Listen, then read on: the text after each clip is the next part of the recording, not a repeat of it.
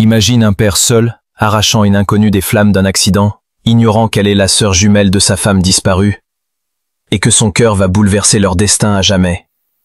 Plonge dans ce récit poignant d'amour, de perte et de renaissance, puis partage-le avec ceux qui croient au miracle du cœur.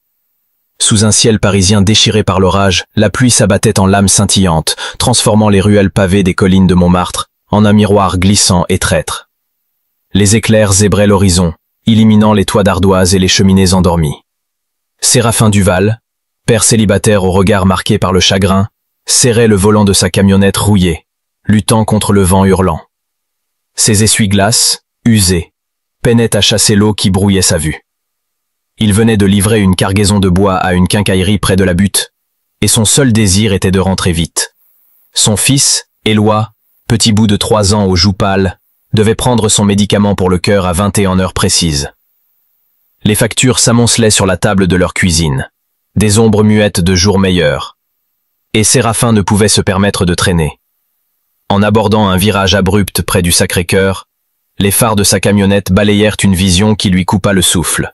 Une voiture encastrée dans un platane centenaire, son capot plié comme une feuille froissée, de la vapeur s'échappant en volutes blanches dans la nuit. Sans une seconde d'hésitation, Séraphin pila, ses pneus crissant sur le pavé trempé. La camionnette dérapa avant de s'immobiliser sur un bas-côté boueux, l'herbe écrasée sous son poids. Il bondit hors du véhicule, ses bottes s'enfonçant dans la terre gorgée d'eau, et courut vers l'épave, son cœur battant à tout rompre. « Hé, il y a quelqu'un » cria-t-il, sa voix avalée par le rugissement de la tempête et le sifflement du moteur agonisant. La portière côté conducteur était écrasée, tordue comme une sculpture de fer. Séraphin contourna l'épave, ses pas claquant dans les flaques, et découvrit la portière passager à moitié arrachée, pendante sur ses gonds brisés. À l'intérieur, une femme était affalée sur le tableau de bord, ses cheveux blonds collés à son visage par la pluie, et le sang d'une entaille au front. Sa poitrine se soulevait faiblement, signe qu'elle vivait encore. « Hé, vous m'entendez » Séraphin se pencha, posant une main tremblante sur son épaule. Aucune réponse. L'adrénaline pulsait dans ses veines comme un feu liquide. Il glissa ses bras sous les siens et la tira hors de la carcasse métallique.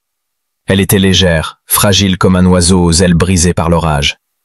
Sous la pluie battante, il la porta jusqu'à sa camionnette, l'installa sur le siège passager et l'enveloppa d'une couverture de laine rêche tirée de l'arrière. Alors qu'il saisissait son téléphone pour appeler les secours, la femme remua faiblement. Ses lèvres s'entr'ouvrirent, laissant échapper un murmure rauque. « Aurore ». Séraphin se figea, le souffle coupé. Ce nom, ce visage. Il se tourna vers elle, et le monde sembla suspendre son cours. La pluie ruisselait sur les vitres, mais à travers le voile d'eau, il vit ses yeux s'ouvrir, troubles, perdus. Son cœur s'effondra comme une pierre dans un puits sans fond. Ce visage. Il était celui de sa femme, Célestine, disparue 2 ans plus tôt dans un accident qui avait fracassé leur vie. La même courbe délicate de la mâchoire, les mêmes sourcils arqués comme des ailes d'ange, la même fossette fugitive au coin des labras. « Aurore » murmura-t-elle encore, ses yeux se refermant doucement.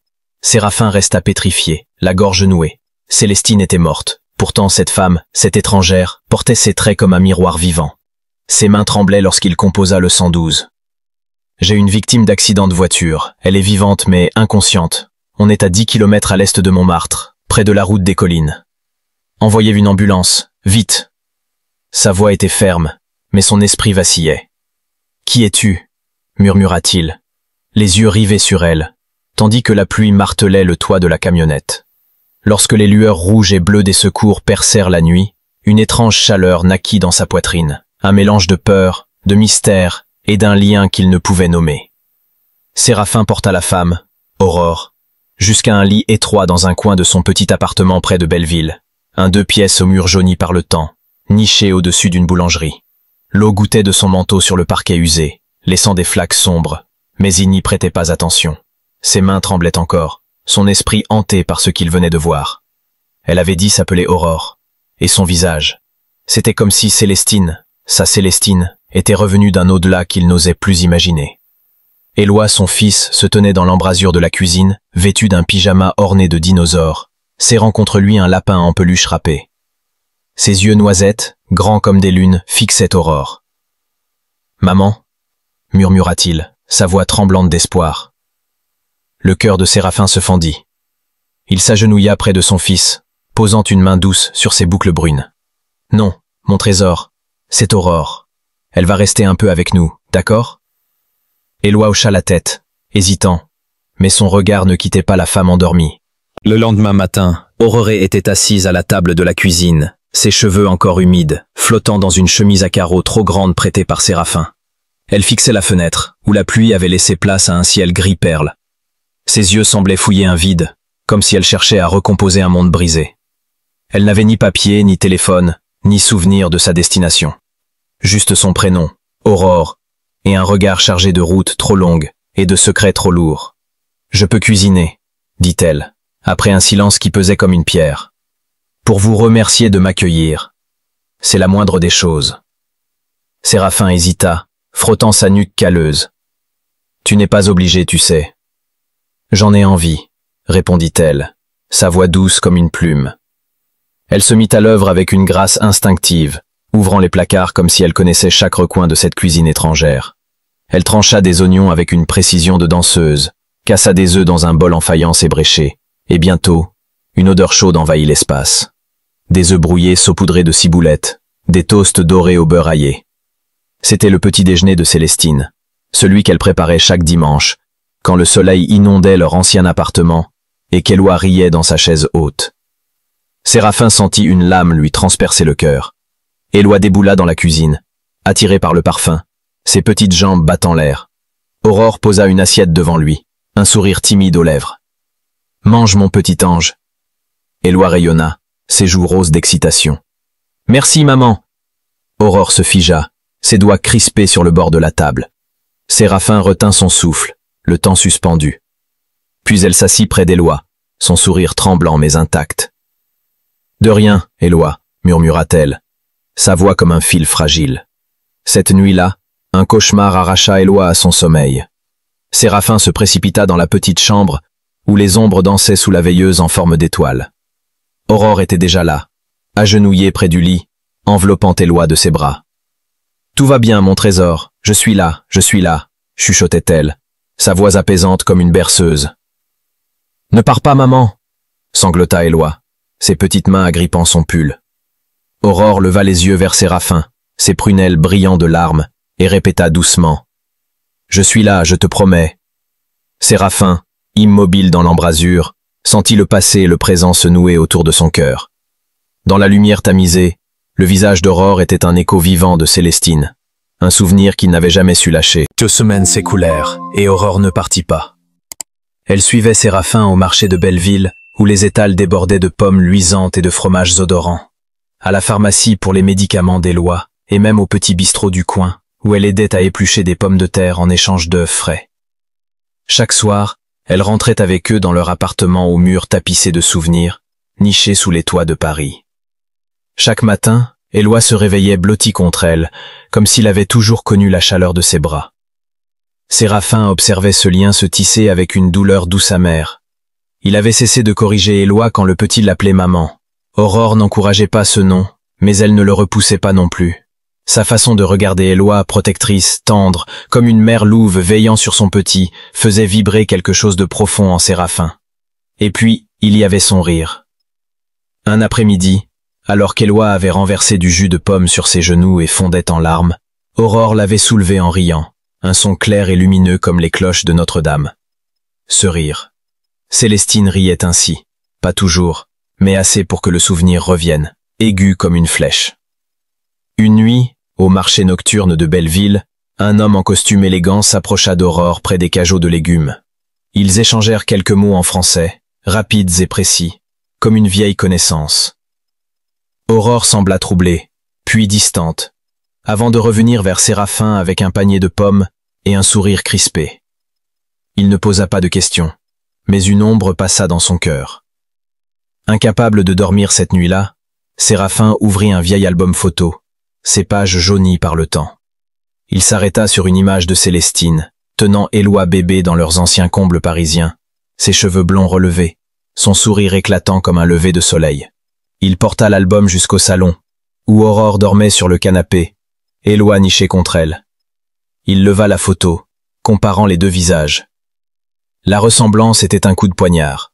La même inclinaison de la tête, le même plissement du nez quand elle souriait, la même douceur dans les traits. « Qui es-tu vraiment, Aurore ?» murmura-t-il, le cœur lourd comme une pierre.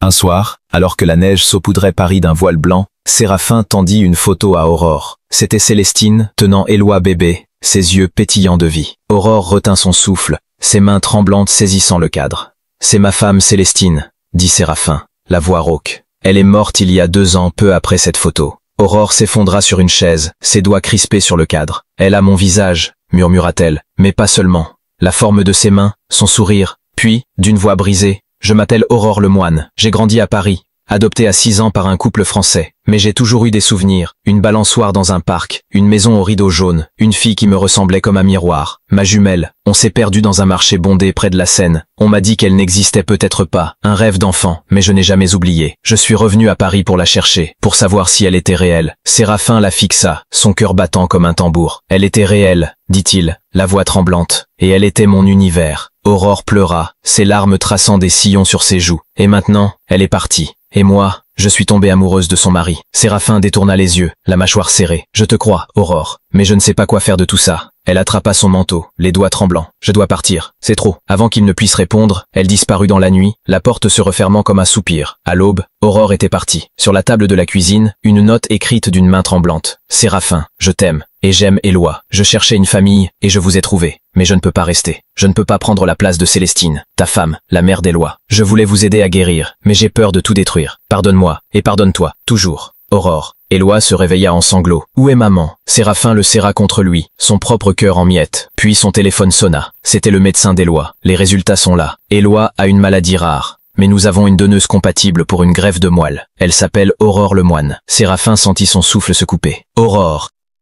Il agit sans attendre. Prenant Éloi dans ses bras, il monta dans la camionnette et sillonna Paris. Le bistrot où elle aidait. Le centre communautaire près de la Seine. Les quais où ils avaient partagé un chocolat chaud sous les étoiles. Rien.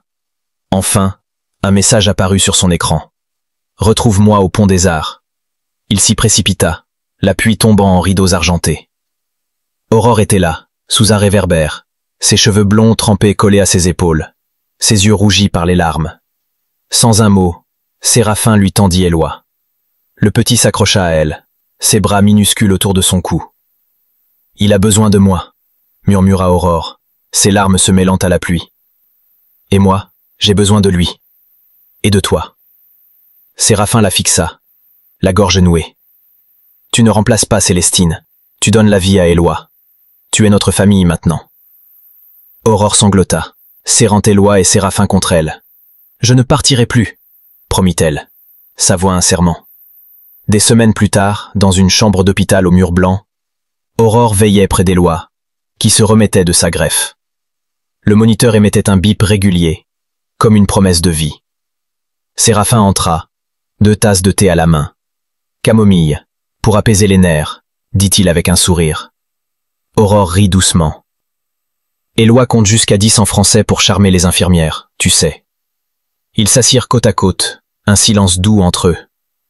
Aurore avait payé tous les frais médicaux, refusant que le moindre obstacle menace Éloi.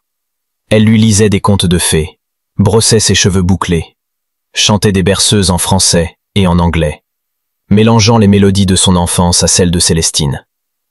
Une nuit, sur le balcon de l'appartement, Aurore tenait la photo de Célestine.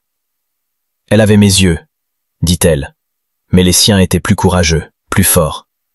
J'étais la rêveuse, la silencieuse. » Séraphin s'approcha.